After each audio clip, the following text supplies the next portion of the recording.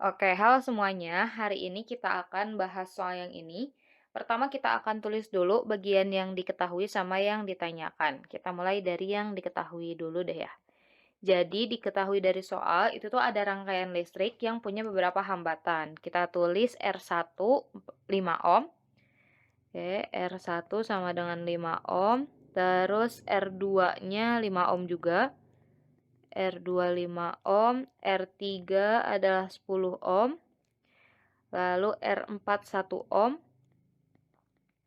R5 6 ohm, R6 3 ohm. R6 3 ohm, terus ada GGL yang ini ya. Nah, itu GGL-nya adalah 15 volt. GGL 15 volt. Yang ditanyakan pada soal ini itu adalah beda potensial atau tegangan pada hambatan R6. Oke, berarti yang ditanyakan adalah beda potensial pada R6 atau V6 kita tulisnya ya. Nah, untuk ngerjain soal ini sebenarnya buat nyari V6 itu tuh kita tinggal gunain rumus dari hukum Ohm, yaitu V sama dengan I dikalikan dengan R. V-nya kita gunain V6, I-nya adalah I6, R-nya adalah R6, kayak gitu. Ini adalah rumus dari hukum Ohm.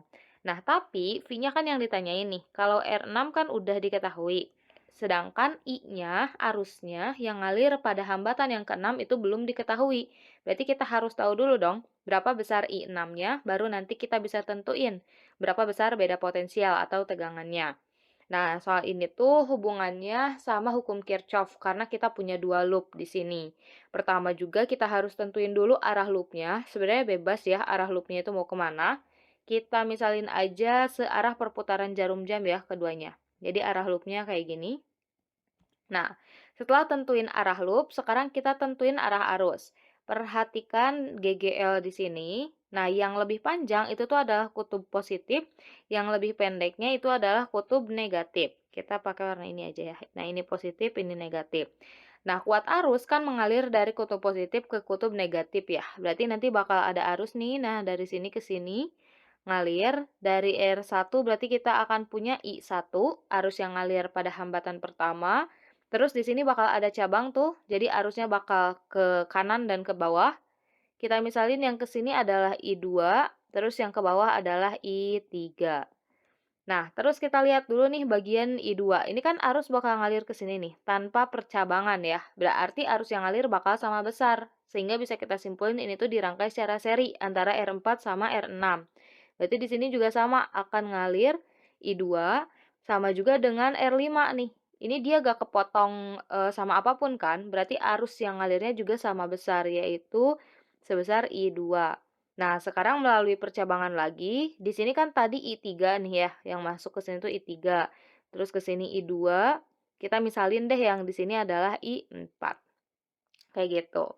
Oke, lalu setelah kita tentuin arus-arusnya, pertama kita akan bahas dulu percabangannya. Di sini kan ada cabang nih. Misalnya ini adalah cabang A, terus ini misalnya adalah cabang B. Terus yang kiri ini adalah loop 1 ya. Yang kanan adalah loop yang kedua. Nanti kita bakal bahas satu-satu. Pertama kita tinjau dulu di cabang A. Oke, pertama tinjau cabang A. Nah, di cabang A itu tuh kan ada 3 arus yang ngalir tuh. Kita bisa gunain rumus dari hukum Kirchhoff yang pertama, yaitu total arus yang masuk atau sigma I masuk harus sama dengan total arus yang keluar. Jadi gak boleh nih ada tiba-tiba yang masuk tuh lebih gede daripada arus yang keluar. Nah, sekarang kita perhatiin lagi gambarnya. I1 kan arahnya ke sini nih. I2 arahnya ke sini, terus I3 arahnya ke sini. Di sini yang masuk ke percabangan itu tuh I1 aja kan, yang keluarnya adalah bagian I2 sama I3. Berarti bisa kita tulis kayak gitu ya, yang masuk I1 berarti I1, yang keluarnya itu adalah I2 ditambah dengan I3. Sorry, ini adalah I1 ya. Bentar. Nah, ini adalah I1. Terus, kalau kita mau ngambil dua variabel aja gitu ya, yaitu I3 misalnya, I2-nya boleh kan pindah ruas ke kiri. Jadi I2 dikurangi I1 dikurangi I2 ya. I1 dikurangi dengan I2 sama dengan I3 atau I3 I3-nya pindah ke kiri gitu ya, sama dengan I1 dikurangi dengan I2. Nah, ini di cabang A. Sekarang kita akan tinjau di cabang B-nya nih. Oke, yang kedua, tinjau cabang B.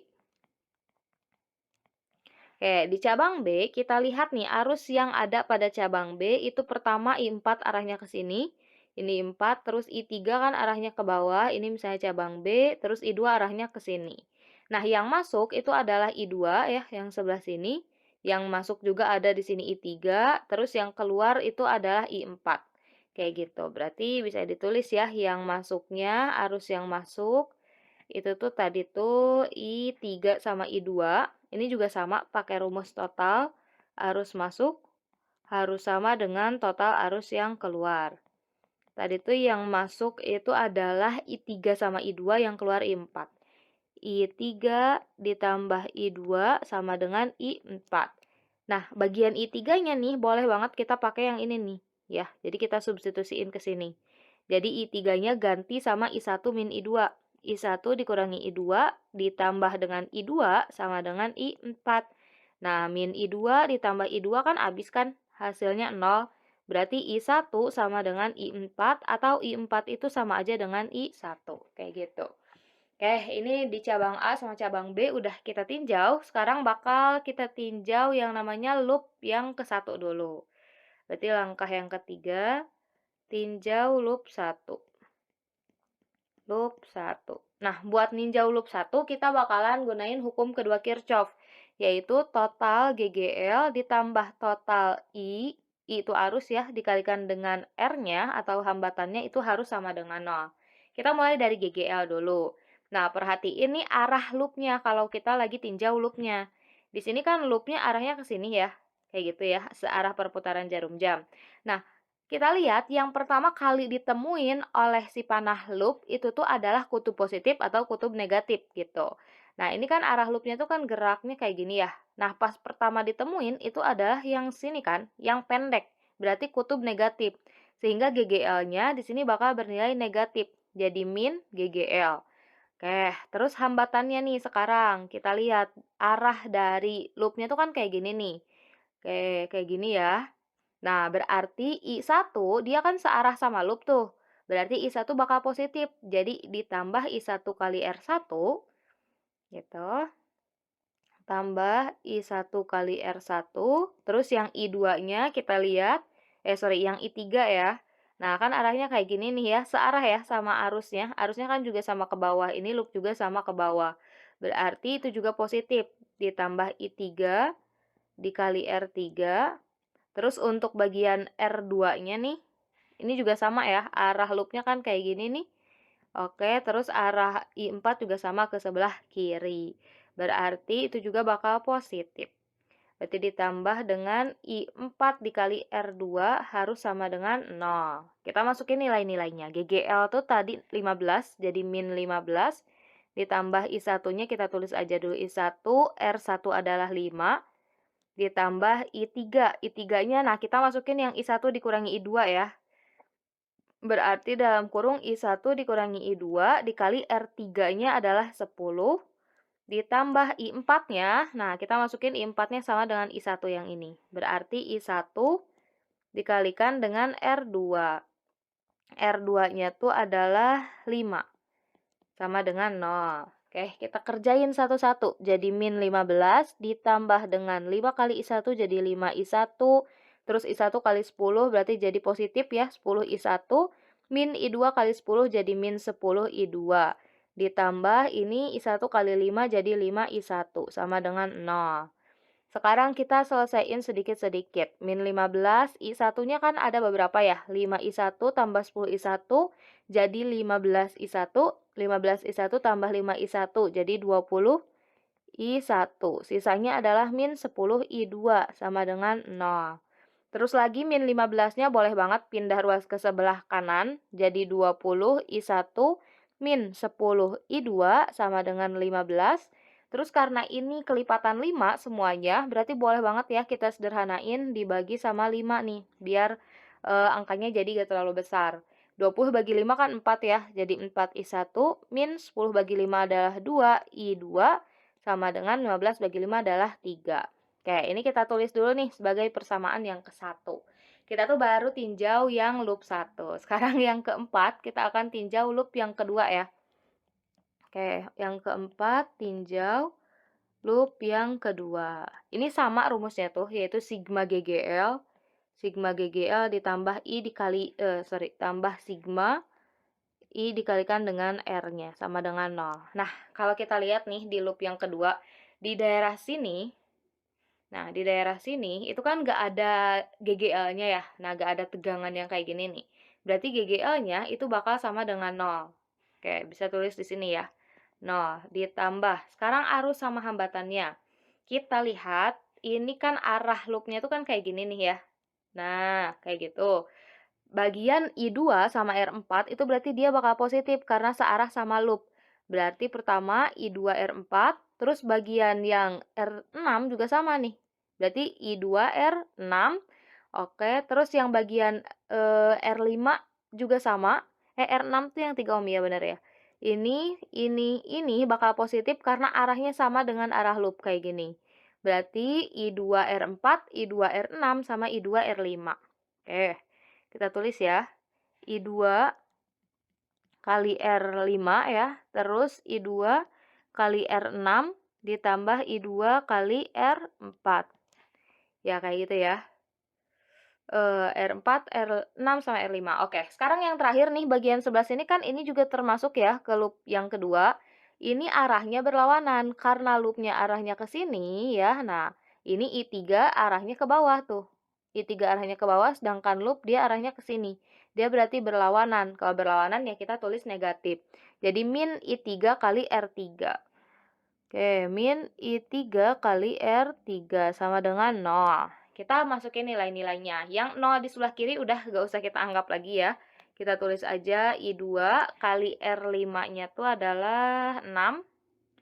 Ditambah dengan I2 dikali R6 itu adalah 3. Ditambah, ditambah I2 dikali R4-nya adalah 1. Dikurangi dengan I3. I3-nya kita gunain yang ini nih, I1 dikurangi I2 ya. Oke, kita tarik lagi deh garis ke sini nih. Oke, I3 ya. Oke, I3-nya tuh kita tulis I1 kurangi I2. I1 dikurangi I2 dikalikan dengan R3. R3-nya adalah yang 10 ohm. Sama dengan 0. Oke, sekarang kita selesaiin satu-satu. I2 kali 6 berarti jadi 6 I2, tambah I2 kali 3, 3 I2, tambah I2 kali 1 jadi I2. Terus min I1 dikalikan dengan 10, berarti min 10 I1. Terus min kali min itu positif ya, jadi positif 10 I2. Sama dengan 0. Kita selesaiin satu-satu. 6 I2 ditambah 3 I2 itu 9 I2, 9 I2 tambah I2, 10 I2. 10 I2 ditambah 10 I2, berarti jadi 20 I2. Terus ini min 10 I1 sama dengan 0. Nah, min 10 I1-nya pindah ke kanan boleh, jadi 20 I2 sama dengan 10 I1. Terus bagian 10 di kanan boleh pindah ke kiri, jadi 20 per 10 I2 sama dengan I1. 20 bagi 10 adalah 2, jadi 2 I2 sama dengan I1. Jadi I1-nya bakal sama dengan 2 kali I2 ya. Nah, ini boleh kita tulis persamaan yang kedua. Oke, ini belum selesai. Sekarang langkah yang kelima nih. Kita akan cari dulu berapa besar I2 dulu berarti ya, I2. Kita akan substitusi nih, persamaan yang ke-1 kan tadi udah kita dapetin, yaitu 4I1 dikurangi 2I2 sama dengan 3. Terus kita juga udah dapat persamaan I1 sama dengan 2I2, berarti kita substitusiin aja ke sini. I1-nya jadi 2I2 dikurangi 2I2 sama dengan 3. 4 kali 2 berarti 8 I2 dikurangi 2 I2 sama dengan 3. 8 dikurangi 2 adalah 6. 6 I2 sama dengan 3. Terus 6-nya pindah ke kanan. Jadi I2 sama dengan 3 per 6. Hasilnya adalah setengah ya, atau 1/2 ampere. Ini arus yang kedua. Oke, sebenarnya kita nggak usah cari arus yang pertama ya, karena yang ditanyain adalah V6. Arus yang ngalir di hambatan ke-6 adalah I6. Jadi I6, I2 gitu. I2-nya udah kita tahu. Tapi kalau misalnya pengen tahu gimana cara nyari I1, kita langsung substitusiin aja nih. Yang ke-6 kita cari I1. Nah, kita tahu kan I1 itu adalah 2I2 nih. Berarti kita masukin aja dari sini ke sini. I1 sama dengan 2 kali I2. I2-nya udah dicari, yaitu 1/2. Berarti I1-nya adalah 2 kali setengah, yaitu 1 ampere. Kayak gitu. Oke, tapi kan yang ditanyain bukan itu ya. Yang ditanyain adalah tegangan atau beda potensial. Oke, sekarang yang terakhir, langkah yang ketujuh, kita akan cari yang namanya V6 ya, yang ditanyain pada soal.